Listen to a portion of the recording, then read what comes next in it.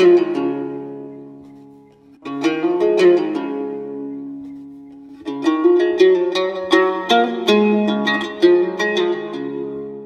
рады снова приветствовать вас на канале Даамду «Вкусный тести Кыргызстана» и продолжаем наше кулинарное путешествие в рамках рубрики «Вкус традиций». У нас на руках уникальный сборник старинных рецептов, который уже появлялся в предыдущих выпусках. Мы успели воспроизвести пару забытых рецептов из этой книги и восхититься необычным вкусом забытых блюд и напитков.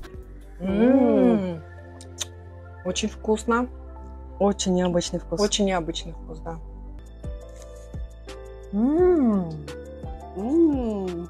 Ты должна это попробовать. Это как будто ешь какой-то вкусный торт, но без глютена. А заодно познакомиться с креативными лидерами Кыргызстана, которые приняли участие в этом увлекательном творческом процессе. И сегодня мы снова идем в гости к Джаратману, Ассоциации креативных индустрий, молодой ремесленнице. На самом деле очень приятно видеть среди молодых кыргызстанок уже успешных мастериц. Вы не представляете, сколько нам пришлось ждать, чтобы к ней на мастерскую попасть. Она принимает заказы за заказами, и времени на встречи с гостями вроде нас практически нет. Давайте подробнее узнаем о деталях этого креативного бизнеса. Очень рада, что вы ко мне заглянули, Салтанат. Сегодня, так как я являюсь тоже носителем этнокультуры, и хотела бы вас познакомить с кухней национальной, да? Для себя нашла очень много интересного. Это наши национальные рецепты, кочевая кучмы наш канал. Вот, очень много интересных рецептов. Как раз в обеденное время хотела бы что-то с этой книжки попробовать.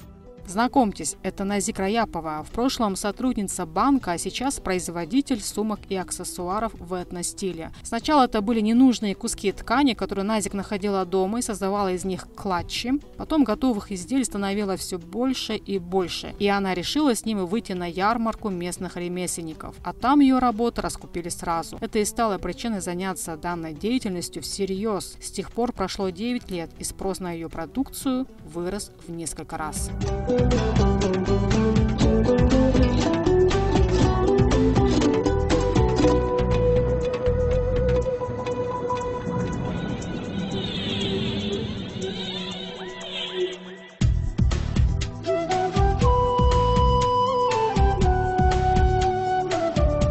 Да, кстати, помню, что в детстве наши апашки, бабушки делали детям буламык, и он очень на вкус интересный был.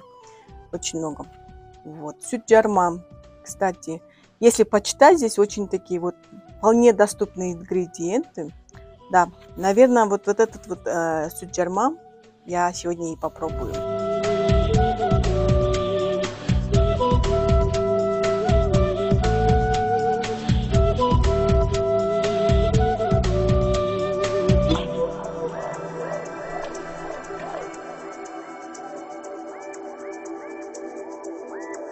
Все наши ингредиенты.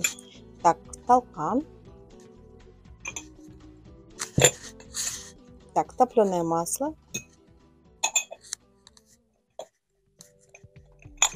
Сахар. Молоко. И воду.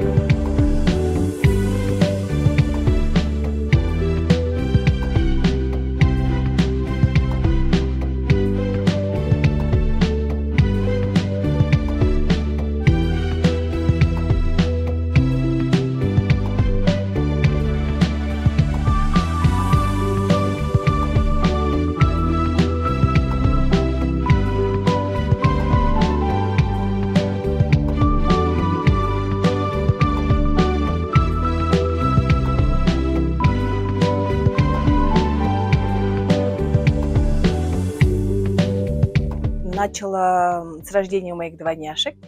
А как долго? 9 лет. Моим двойняшкам 9 лет.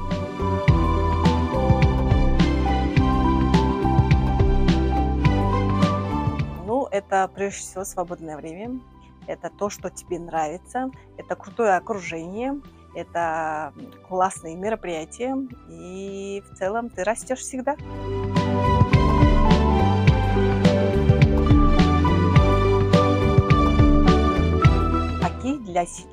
Для нас, ремесленников, сегодня это такая большая, можно сказать, платформа, где мы коллаборируемся, мы, ремесленники, коллаборируемся с другими джаратманами. Это джаратманы в сфере кино, в сфере моды, художники, IT-специалисты. То есть для нас это такая большая платформа, где мы можем говорить о себе, у нас, о ремесленников, а также для себя брать что-то полезное. Но прежде всего это знакомство. И это такая крутая среда, где мы можем себя как-то проявлять.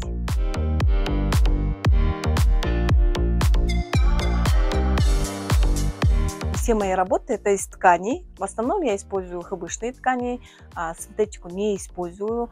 И часто так получается, могу отметить, что именно советские старинные ткани я приобретаю и из них шью. Именно советских тканей.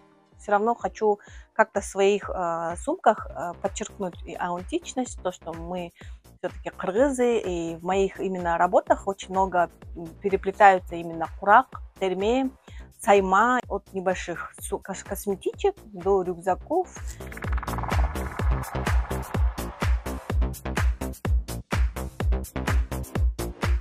Это был очень такой большой по объему заказ. И на тот момент у меня не было достаточного опыта. В целом вся моя улица не спала. Все мои соседки мне помогали всем миром. На тот момент не понимала, что вообще расчет был получу через месяц. И мне очень сложно было рассчитаться. Но в итоге все классно вышло. Я очень хорошую сумму заработала. И самое главное, для себя получила крутой опыт. В общем, в работе с масштабом, с количеством. Это было круто. Я рада, что такой опыт у меня в жизни был.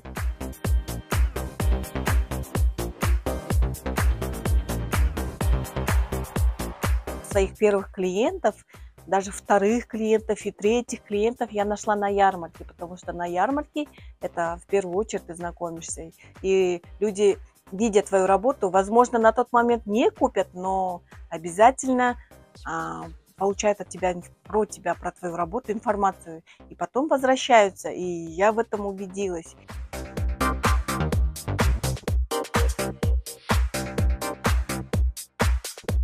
Я вижу, что это есть, но я к этому абсолютно нормально смотрю. Если у человека нет своего почерка, далеко не уедет. Но если есть, это круто. И могу сказать, что у каждого есть свои клиенты, у каждой сумочки есть своя хозяйка.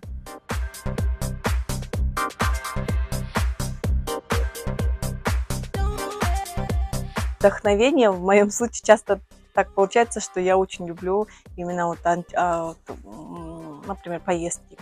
Айылдарга, деревни, да. В целом поездки я могу для себя отметить. Еще когда я вижу какие-то интересные ткани, у меня сразу представляю какие-то там образы сумок, да.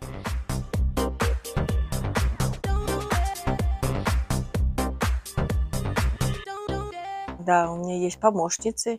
Технически я им только делаю крой, они заготовки делают. То есть стежку, подкладочную ткань, все заготавливают. Единственное, вот это вот оформление я на себя беру. Получается, штуки 20, допустим, мне готовят, лицевую подготовят, я оформлением занимаюсь, оформлю, отдаю, они полностью ее технически собирают. Единственное, вот крой на мне, по цвету, цветовую гамму я подбираю, да, чтобы ремешок какого цвета, сама сумка какого цвета, крышечка какого цвета, да.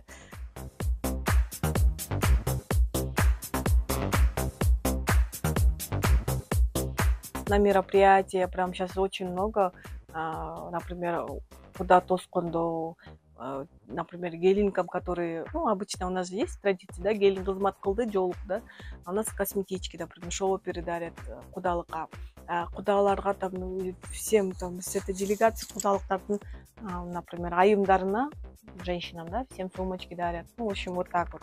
Также наши, вот, например, корпоративные заказы, да, местных наших компаний, да, заказывают на свои какие-то там мероприятия, сумки, конференцияларға вполне.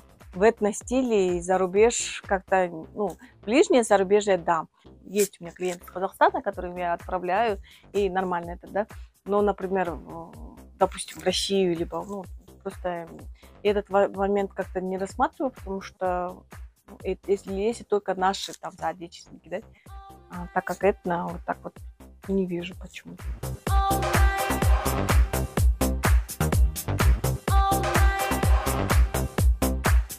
Иметь свой почерк, работать над качеством.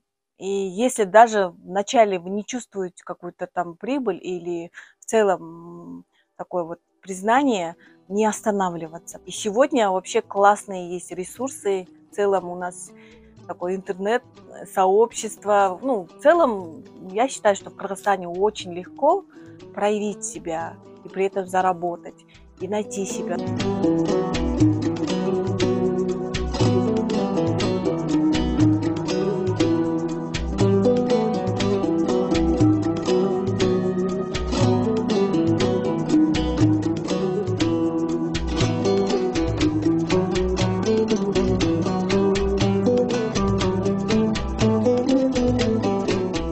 Вскипятили. Он у нас стакан с топленым маслом загустел. Вот сейчас добавляем молоко. Да, и дальше будем отправим кипятиться.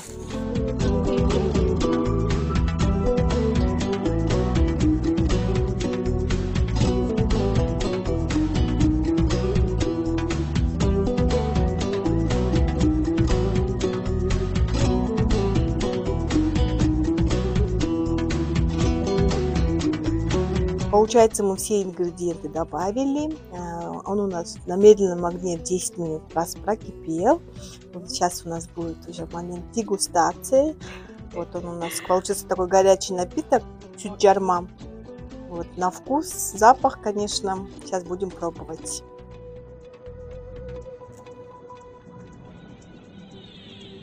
Ой, в спачках. Прямо это, да? Да.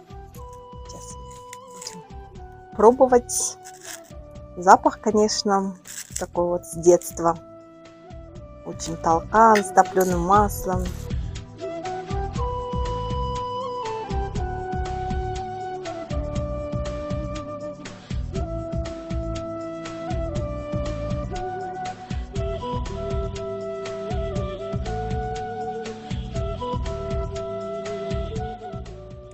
Мне надо обязательно детям сделать. Такой вкус классный.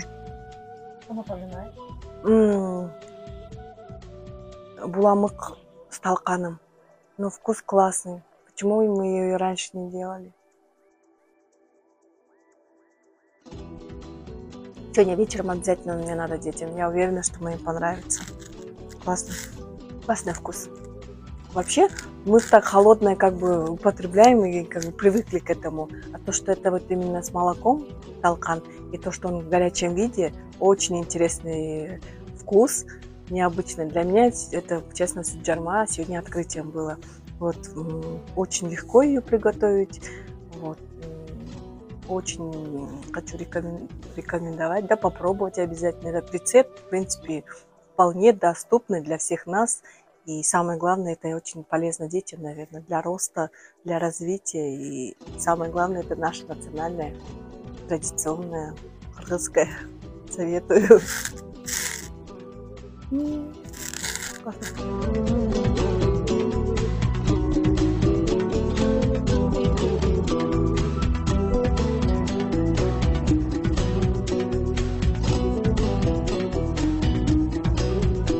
Очень рада, что у меня была сегодня такая возможность приготовить этот рецепт, наш национальный суджарма. Уверена, что вы тоже это попробуете, и оно очень понравится вашей семье, вашим детям. Вот. Ну, а я хочу попрощаться. Всем пока-пока.